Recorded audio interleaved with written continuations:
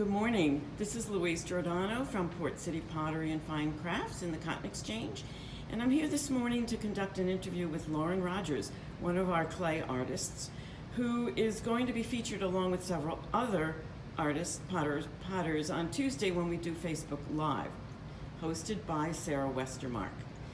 This is some of Lauren's work, and she is going to talk about it shortly. So I'm going to pan over to Lauren, and I'm going to ask her a few questions for this interview. Lauren, tell us a little bit about yourself. Well, I've been making pots now for about 10 years. I actually got involved with it going to school at East Carolina. I ended up majoring in it. It wasn't really in my plans to major in ceramics, but it's kind of where I ended up, and I wouldn't change it for the world. And how did you get involved with Port City Pottery and Fine Crafts? So it was kind of random on my end. I actually got a message on Facebook about 2.5 years ago from Pat Holloman and asking if I was interested. They had an opening in the gallery and wanted to know if I would be willing to potentially be juried in. So it was an offer that I couldn't turn down, and here I am 2.5 years later. That's great, and we love having you. Oh, thanks. Do you have a favorite item that you like to make? I love making bowls. So over here we have a few of my favorites. This is actually probably one of my most favorite glaze combinations that I work with. It has about 5 different colors, very strategically overlapped and layered.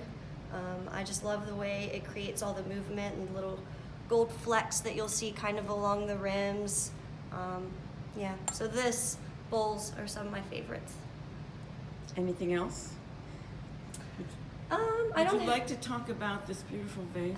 Yes. So vases, stacked forms, platters, which are some things that I don't have a lot of in here right now, but I do love working with larger forms. Again, I just love glazes and forms with a lot of movement.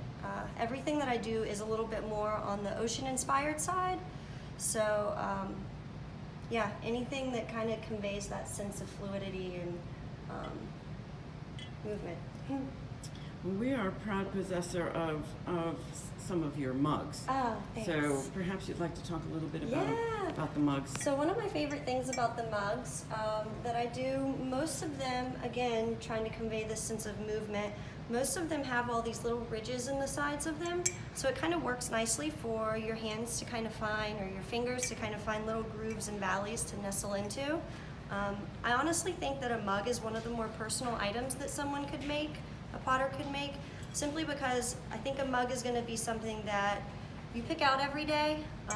You have a favorite, everybody has a favorite, and it's usually that one time a day where you kind of can sit and be with yourself and your thoughts and have that moment of peace. And so the other thing I try and do is work with colors that kind of help evoke that sense of peace.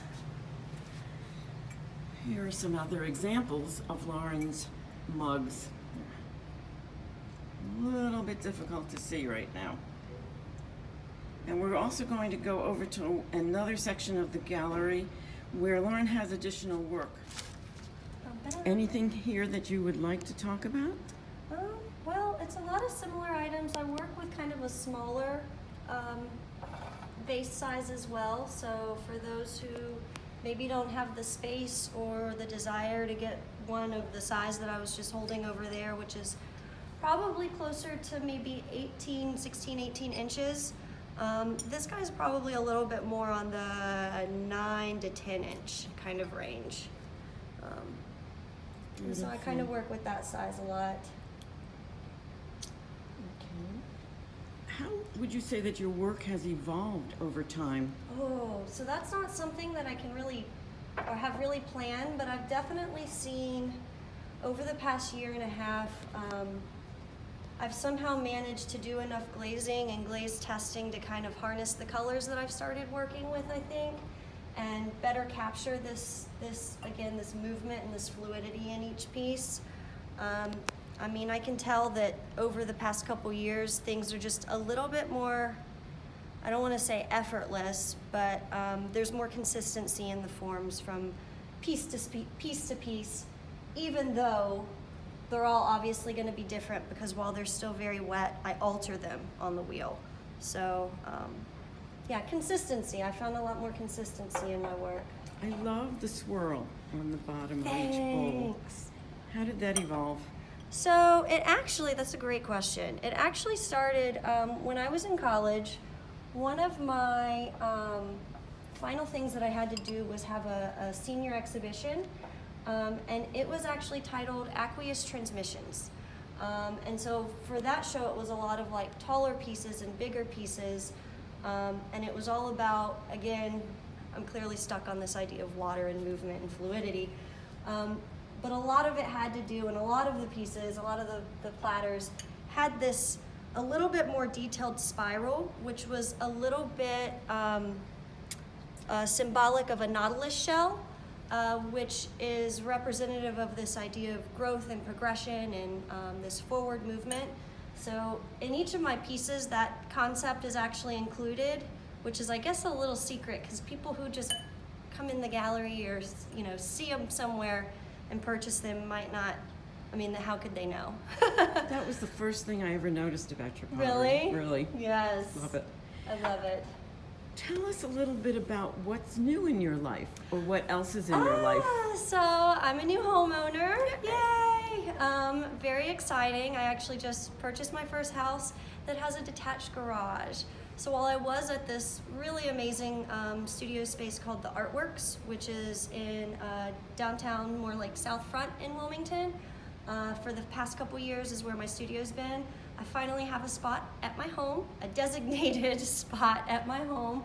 I actually just had our electrician last week, so I've got a kiln up and running, but still a big mess in there. So it's a work in progress before I'm actually producing. I saw that you posted a picture of the garage Yes. on Facebook this My morning. two-car garage that will house no cars. That is a little bit unstructured right now, shall we say. Oh, totally unstructured right now. Yeah, what it's a a wonderful mess. space for a Thank studio. you. Yes, I'm very excited. And what else do you do in your life? So I teach classes at a place called Pineapple Studios. I teach an advanced class there, also in downtown Wilmington. And then I'm the pottery studio coordinator at the Leland Cultural Arts Center. So I don't teach there anymore, but I'm kind of the person in there every day making the studio move forward. So I'm firing the kilns, mixing the glazes, keeping things clean, reconstituting the clay. Basically any studio needs is whatever I involve myself with. Now I'm going to ask you the question you didn't want me to ask. Oh boy, yeah. What do you not like making? Okay, so I love a good challenge and I love making anything to an extent. I have a really tough time being involved with teaching and being the pottery coordinator. I have a really tough time taking custom orders. So even regardless of what the custom order is, they're not always my favorite thing to do, simply because that's where so much stress is placed on me because I know that there's a deadline and a timeline, and things always happen to come up in my life that keep me from staying on the track that I want to be on. So I don't hate making anything, but custom orders are difficult for me. I so understand.